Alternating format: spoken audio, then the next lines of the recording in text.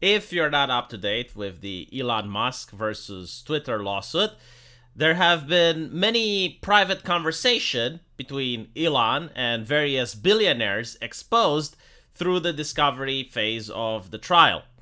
And I already read the one involving Jack Dorsey, but there's several others. For example, Elon Musk talking with Larry Ellison, which is the Oracle co-founder, and the conversation goes like this.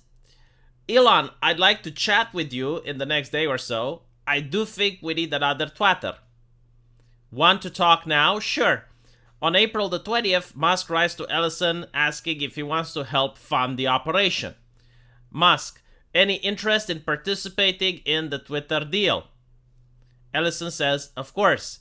Musk, roughly what dollar size? Not holding you to anything, but the deal is oversubscribed, so I have to reduce or kick out some of the participants. Ellison responds, $1 billion or whatever you recommend, to which Musk responds with, whatever works for you. I'd recommend maybe $2 billion or more. This has a very high potential and I'd rather have you than anyone else. Ellison says, I agree that it has a huge potential and it would be a lot of fun.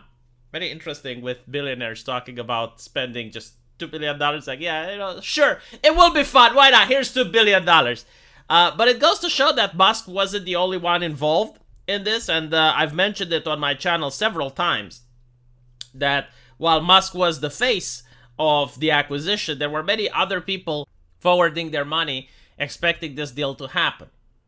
Another conversation is between Elon Musk and Sam Bankman, which is the founder and CEO of crypto platform. He goes by the nickname SBF, and he initiates the conversation saying, great to meet you, Elon.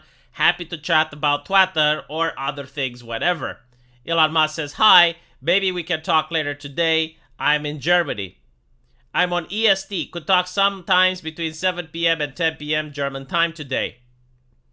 On April the 14th, SBF writes again to Elon Musk, says that Tesla CEO announced a solicited $44 billion bid to acquire the platform. By the way, Elon would love to talk about Twitter. Also, a post on how blockchain plus Twitter can work. Now, this shows that Elon is interested in figuring out how to make Twitter as uncensorable as possible. He then has another conversation with a person called McCaskill, which from my understanding is a Oxford philosophy professor. And the philosophy professor says, hey, I saw your poll on Twitter about Twitter and free speech. I'm not sure if this is what's on your mind, but my collaborator, a crypto investor and FTX CEO, Sam Bankman-Fried, has for a while been potentially interested in purchasing it and then making it better for the world.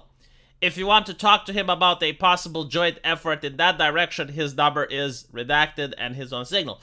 So in other words, we have an alliance with university professors which introduced Elon Musk to this individual SBF.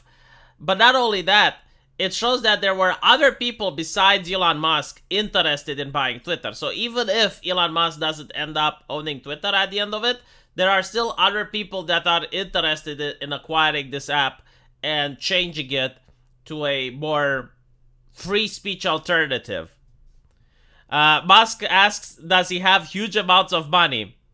Depends on how you define huge. He's worth $24 billion and his early employees with shared values bumped that to $30 billion. I asked about how much he could in principle contribute and he said around 1 to 3 billions.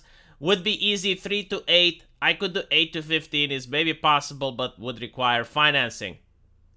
If you are interested to discuss the idea, he said he'd more be willing to talk about it and he could meet you in Austin. Finally, there is another discussion between Reid Hoffman, the co-founder and executive chairman of LinkedIn, who contacted Musk on April the 27th, 2 days after Twitter accepted Musk's acquisition offer. Hoffman says, great, I will put you in touch with an individual named Satya. I believe he is the Microsoft CEO that they're talking about, Satya Nadella.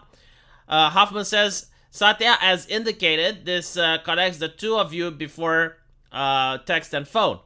Hoffman says, it's way beyond my resources. I presume you are not interested in the venture dollar. Musk says there is plenty of financial support, but you're a friend, so just letting you know you'd get priority. VC money is fine if you want. Hoffman says, very cool. Okay, if I were to put together money, what size could you make available? Musk, whatever you'd like, I will just cut back others. Musk says, I would need to know the approximative by the end of the week. Hoffman responds, what would be the largest sum that would be okay? I consulted with our LPs and I have a strong demand. Would be fun. Musk says, $2 billion? Hoffman says, great. Probably doable, let me see. Musk says, can be less if easier. The round is oversubscribed, so I just have to tell other investors what their allocation is, ideally by early next week. Musk says, should I contact you with the Morgan Stanley team? Yes, please, especially with the terms, etc. I know Michael Grimes, by the way. So as we can see, it's not just Elon Musk that is interested in buying Twitter. There's a lot of other billionaires. And the fact that none of them were upset or outraged over Elon Musk's decision to back away from purchasing Twitter could signal the fact that there are conversations going behind board, that this is an actual organized attempt at purchasing the platform. And it's not just Elon Musk deciding to wake up one day and troll the internet like some leftists on Twitter would like you to believe. This is definitely a very high business purchase.